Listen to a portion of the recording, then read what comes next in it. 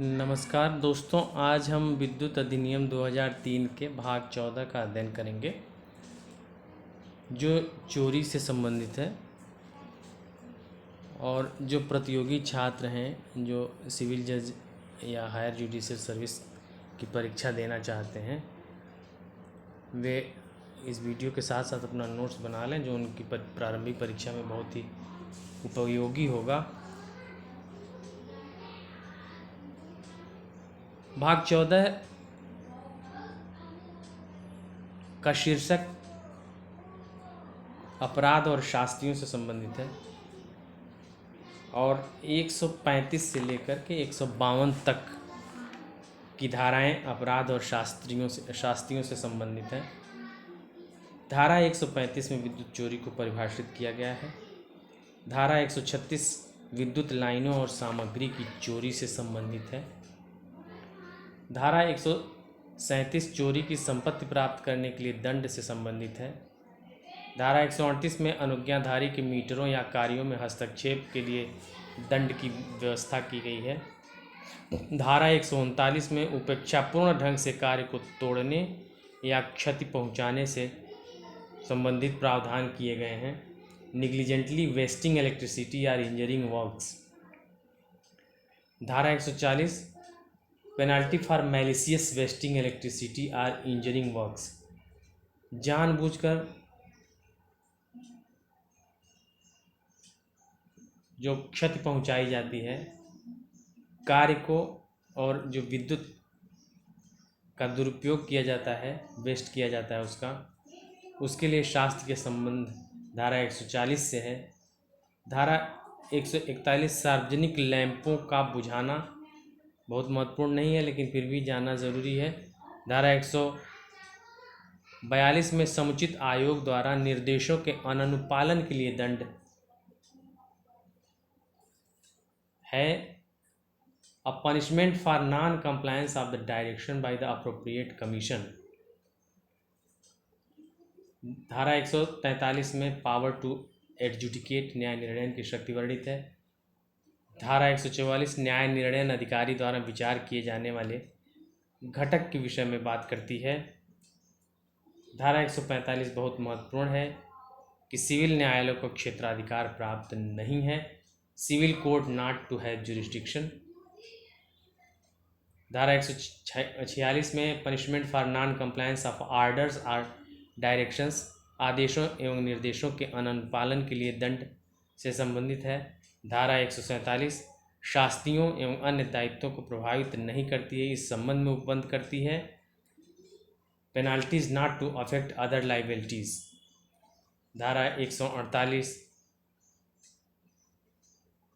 उन शास्त्रियों के बारे में बताती है या उस शास्त्र के विषय में बात करती है जहां कार्य सरकार का होता है। धारा 149 कंपनियों द्वारा अपराध से संबंधित है। वहीं धारा 150 दुष्प्रेरण से संबंधित है। धारा 151 कॉग्निजेंस ऑफ ऑफेंसेज अपराधों के संज्ञान से संबंधित है।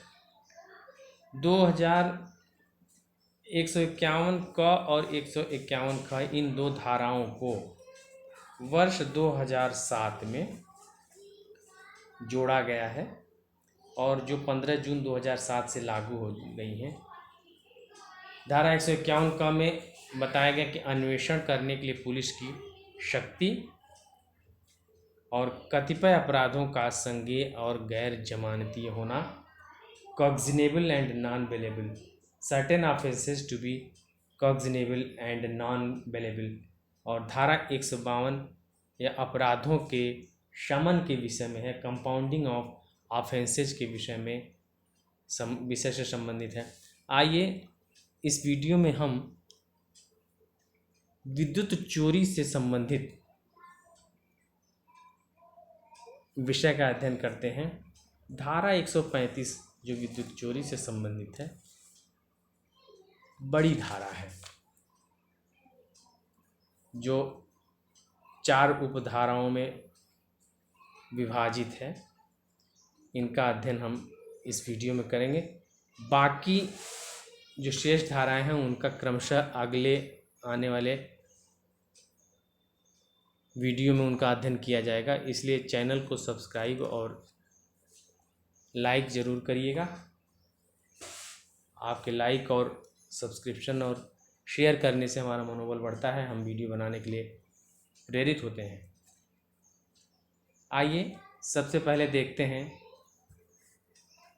कि धारा 135 जो बिजली की चोरी से संबंधित है, ये क्या कहती है।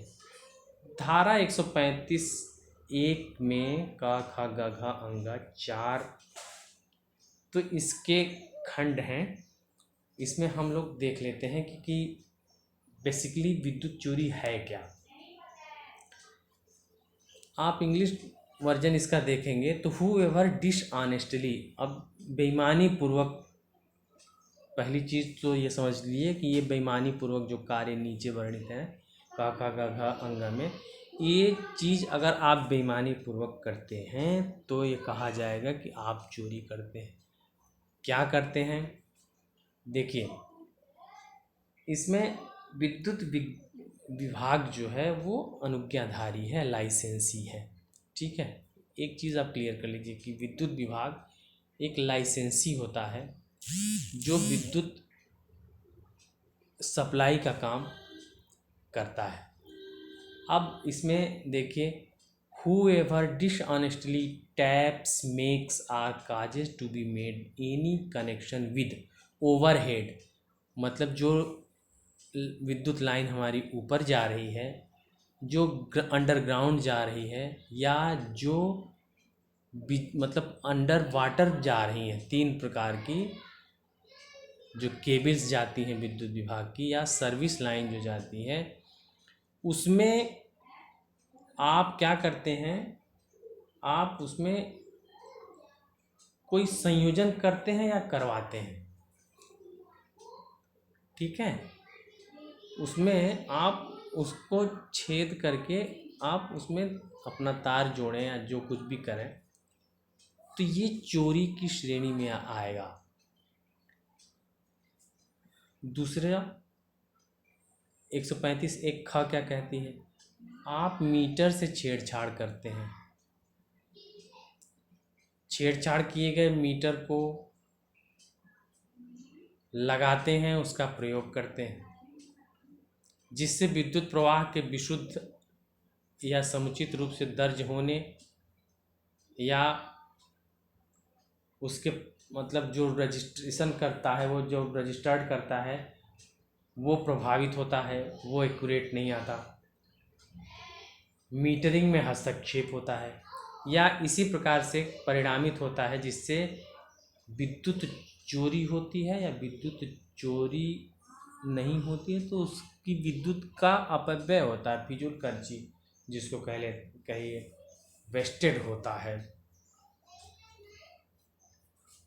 तीसरी चीज, विद्युत मीटर साधारित उपकरण अथवा तार को क्षतिकारित करता है, उसे नष्ट करता है।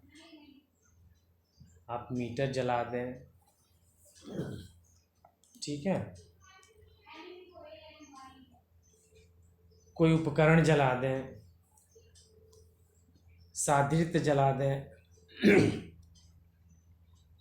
मतलब damages or destroys an electric meter apparatus equipment or wire or causes or allows any of them to be so damaged or destroyed as to interfere with the proper or accurate metering of जो metre लगाया जाता है वह आपके विद्युत उपभोग को अच्छी तरह से रिकॉर्ड ना करें। इसके लिए आप यदि विद्युत मीटर को नष्ट करते हैं, साधित को नष्ट करते हैं, एपरेटस को नष्ट करते हैं, तार को क्षतिकारित करते हैं, ये सब सारी चीज़ें चोरी में आती हैं। और छेड़छाड़ किए गए मीटर के माध्यम से विद्युत का उपयोग करते हैं। छेड़छाड़ किए गए मीटर से uses electricity through a tampered meter. और लास्ट वाला अंगा है, अन्य की अपेक्षा प्रयोजन के लिए विद्युत का उपयोग करता है, जिसके लिए विद्युत का उपयोग प्राधिकृत किया है। अब इस धारा को, इस अंगा की उपधारा को आप ऐसे समझिए कि आप देखिए, विद्युत विभाग आपको कई प्रकार के कनेक्शन जारी करता है। आपको कमर्शियल कनेक्शन जारी किया जाता है, आपको औद्योगिक कनेक्शन जारी किया जाता है, आपको घरेलू उपभोग के लिए आपको कनेक्शन जारी किया जाता है। इनकी कई श्रेणियां विद्युत संहिता में वर्णित हैं, जिसमें कम से कम वर्तमान में LMB 1 से लेकर के LMB 10 तक हैं। तो आपको जिस विधा में आपको कनेक्शन दिया गया, आप उस विधा को ना करके आप दूसरे विधा में अगर उपयोग करते हैं तो that is also called a theft electricity. उसे भी इस अधिनियम के अधीन चोरी की ही श्रेणी में रखा गया है। आपको दिया गया घरेलू कनेक्शन और आप उससे अपना कमर्शियल यूज उसका कर रहे हो, कमर्शियल दिया गया है तो आप उसको इंडस्ट्रियल उसका कनेक्शन यूज कर रहे हो। अब ये तो हो गई चोरी। अब इसके लिए दंड की व्यवस्था क्या है कि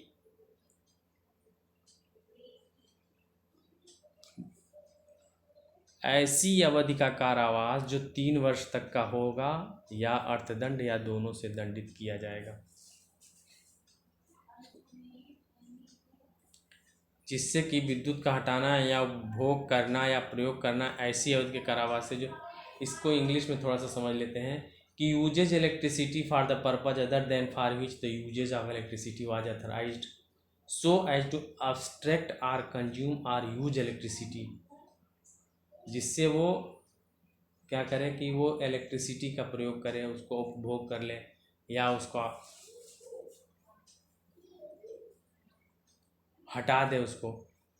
तो अब यहाँ हटाने का मतलब जैसे मान लीजिए आपने एक बगल में कनेक्शन ले लिया घरेलू का, अब आपने उसको कनेक्शन दे करके आप दूसरे उसमें यूज करा रहे हो, दूसरे परिसर पर आप उसकी चोरी करा रहे हो कमर्शियल में। तो इस तरह की चीज़ें अगर आपने किया है तो 3 साल 3 वर्ष का कारावास हो सकता है अथवा अर्थदंड अथवा दोनों से आपको दंडित किया जाएगा। आप ये देखिए कि इसमें ये दिया है कि shall be punishable with imprisonment for a term which may extend to 3 years। ठीक है, which may extend to 3 years or with fine or with both. अच्छा, इसका परंतु क्या है, प्रोवाइडेड, परंतु यह कि ऐसे किसी वाद में जहां हटाया गया, उपभोग किया गया, प्रयोग किया गया अथवा प्रयतित हटाने या प्रयतित उपभोग या प्रयतित प्रयोग का भार। अब इसमें ये वो बताने जा रहे हैं कि जैसे जहां 10 किलोवाट से अधिक का नहीं है, अब दंड किस तरह का होगा वो दंड वर्णित किया गया कि अगर 10 किलोवाट से अधिक का नहीं है तो प्रथम दोष सिद्धि पर अधिरोपित अर्थदंड विद्युत की ऐसी चोरी के कारण वित्तीय अभिलाभ के 3 गुने से कम नहीं होगा।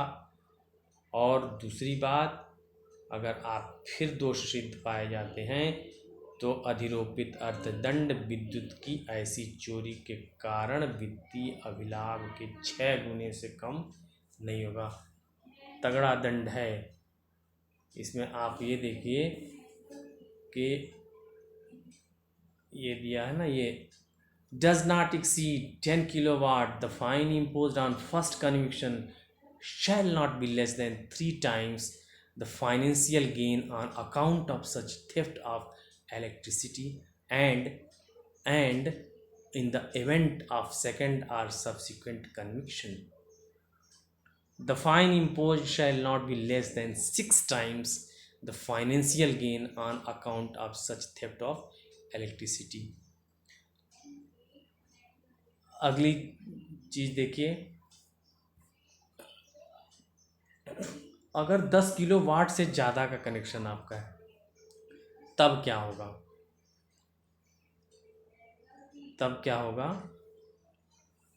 आपने देखा कि अगर 10 किलो वाट से कम का था तो क्या था कि फर्स्ट कन्विक्शन पर 3 टाइम्स, फर्स्ट कन्विक्शन पर 3 टाइम्स, सेकेंड कन्विक्शन पर शैल, वर्डिंग सुनिए, shall not be less than 6 times, shall not be less than 6 times। अब आगे देखिए, अगर 10 किलोवाट से ज़्यादा का कनेक्शन है देन इसमें भी ये लिखा है कि first conviction shall not be less than 3 times the financial gain on account of such theft of electricity. मतलब विद्युत चोरी के कारण यदि आपने जो लाभ पाया है, वित्तीय लाभ पाया है, उसका 3 गुना। एंड इन द सेकेंड और subsequent conviction the sentence shall be, इसमें इम्प्रिजनमेंट भी शामिल कर लिया गया था। सेंटेंस शैल बी इम्प्रिजनमेंट, देखिए, imprisonment for a term not less than 6 months but which may extend to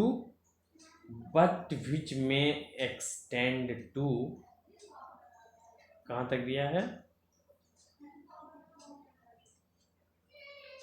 5 years। ये ध्यान देने की चीज, 5 years,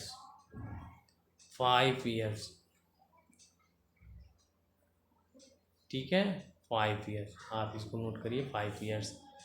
and with fine not less than 6 times of the financial gain on account of the such theft of electricity. दोनों में अंतर अगर conclusion निकालिए तो सिर्फ इतना है कि पहली दोष सिद्धि पर 3 times, दूसरी दोष सिद्धि पर 6 times। लेकिन अगर कनेक्शन आपका 10 किलोवाट से कम है तो केवल 6 times और 3 times ही है। फर्स्ट कनेक्शन पर 3 times, सेकंड कनेक्शन पर 6 times। लेकिन अगर कनेक्शन आपका 10 किलोवाट से ज़्यादा है तो आपको इम्प्रिजनमेंट भी होगा, जो 5 साल तक का हो सकता है। अगले परंतु पर आते हैं कि पहली और दूसरी दोष सिद्धि की दशा में जहाँ भार हटाया गया, उपभोग किया गया, प्रयोग किया गया, हटाने का प्रयास किया गया, उपभोग का प्रयास किया गया या प्रयोग का प्रयास किया गया, 10 किलोवाट का अतिक्रमण करता है, ऐसा व्यक्ति एक अवधि के लिए विद्युत की कोई आपूर्ति पाने से भी वंचित किया जाएगा, जो 3 माह से कम का नहीं होगा और जो 2 वर्ष तक का बढ़ सकता है।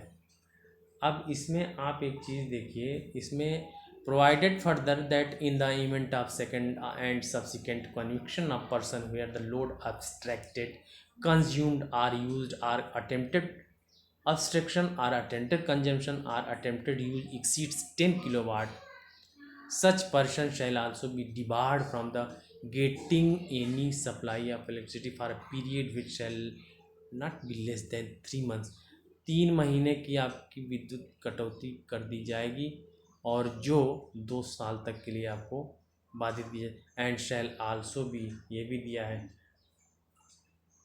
एंड एवं किसी अन्य स्रोत से उस अवधि के लिए विद्युत की आपूर्ति को प्राप्त करने से वंचित भी कर दिया जाएगा। And shall also be debarred from getting supply of electricity for that period from any other source of or generating station.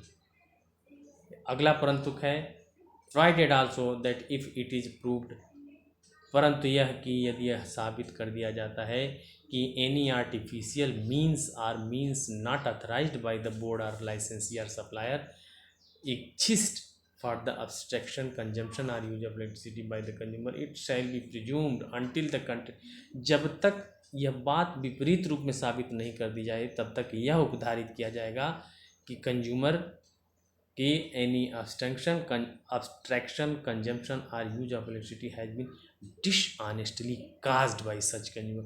तो यह माना जाएगा कि इसको कंज्यूमर ने ही उपभोक्ता नहीं किया है।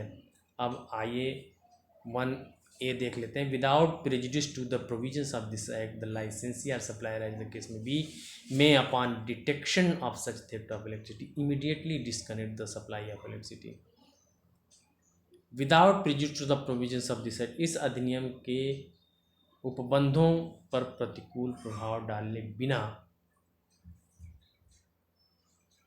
जो लाइसेंसी है, जो अनुज्ञप्तिधारी है या जो आपूर्ति करता है, जैसी भी स्थिति हो, अगर इलेक्ट्रिसिटी की चोरी पकड़ी जाती है तो वह इलेक्ट्रिसिटी की आपूर्ति को तुरंत डिस्कनेक्ट कर सकता है। Provided that only such officer of the licensee as authorized for the purpose of the appropriate commission or any other officer of the licensee or supplier, as the case may be, of the rank of higher than the rank so authorized shall disconnect the supply of electricity, supply line of electricity।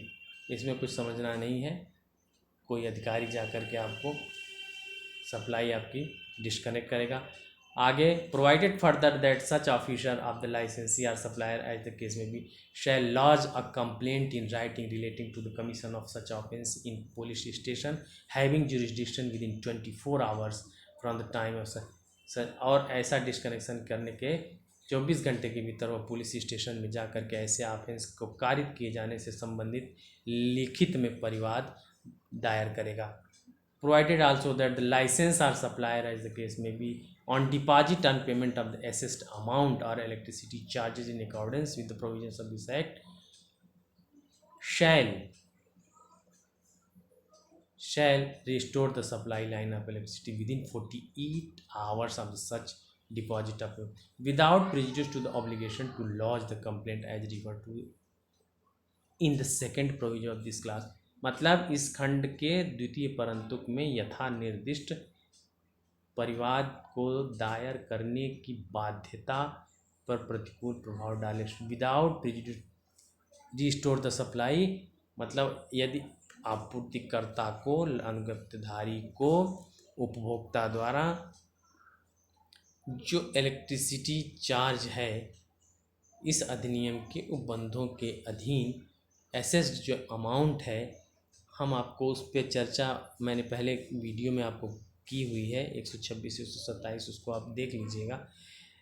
उसमें assessment बनाया जाता है जब चोरी की जाती है। अगर वो जमा कर देता है तो 48 घंटे के भीतर उसको विद्युत कनेक्शन दिया जाएगा। आइए, एनी ऑफिसर ऑफ द लाइसेंसी authorised in this behalf by the state government में। अच्छा, अब आप आ जाइए कि राज्य सरकार द्वारा इस निमित्त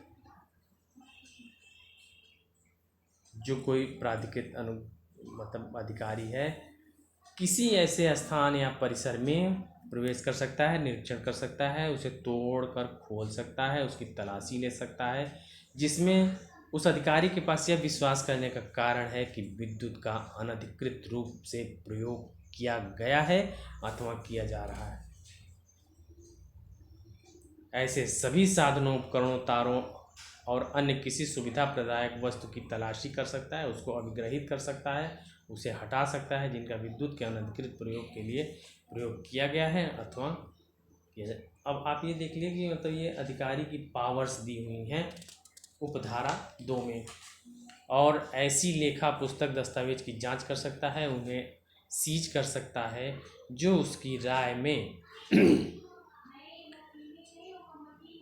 उपधारा 1 के अधीन, उपधारा 1 नहीं, उपधारा हाँ चलिए सबसेक्शन 1 के अधीन अपराध के संबंध में किसी कार्रवाई के लिए लाभप्रद और सुसंगत होंगे तथा वह ऐसे व्यक्ति को जिसकी अपेक्षा से ऐसी लेखा पुस्तकें दस्तावेज अभिकृत की गई हैं उनकी प्रतियां लेने और उनकी उपस्थिति में उनके उद्धरण को लेने के लिए अनुमति प्रदान कर सकता है।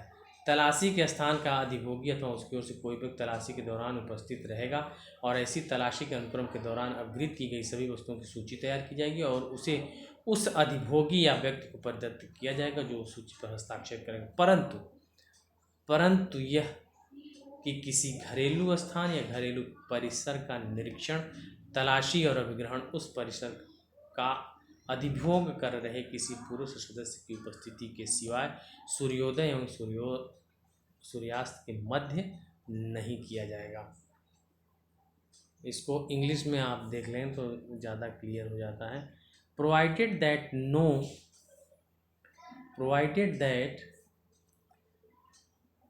no inspection, search and seizure of any domestic place, ठीक है, domestic place or domestic premises shall be carried out between sunset and sunrise except in the presence of an adult male member occupying such premises. मतलब अगर आप sunset और सूर्योदय और सूर्यास्त के बीच, प्रोवाइडेड दैट नो इंस्पेक्शन मतलब नहीं किया जाएगा, search and seizure of any domestic places or domestic premises between sunset in the presence of an adult male member. अगला, the provisions of the CRPC के जो उपबंध हैं वो लागू होंगे जो सर्च और सीजर से संबंधित है। As far as may be to search and seizure, जैसा मतलब ये लिखें कि तलाशी और अभिग्रहण से संबंधित दंड प्रक्रिया संहिता के प्रावधान जहाँ तक संभव हो इस अधिनियम के अधीन तलाशी और अभिग्रहण के लिए लागू होंगे। तब तक अब अगली वीडियो के लिए आप हमारा इंतज़ार कीजिए, चैनल को सब्सक्राइब कीजिए, शेयर कीजिए, लाइक कीजिए। मिलते हैं अगली वीडियो में। जय हिंद, जय भारत।